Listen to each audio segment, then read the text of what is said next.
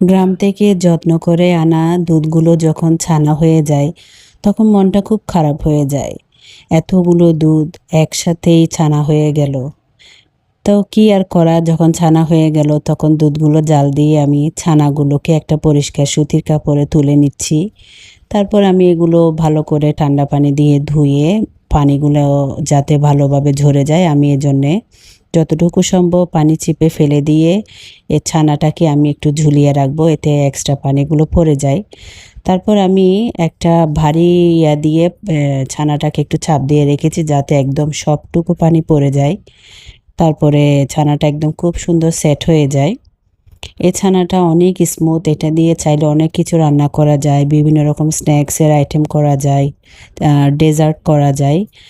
তবে আমি এগুলো কেটে ডিপ ফ্রিজে স্টোর করে রাখবো, পরে যখন প্রয়োজন হবে তখন বের করে সেই অনুযায়ী কাজ করব। আমি কিছুটা ফ্রাই করেছি, এগুলো খেতে কিন্তু ভালোই লাগে।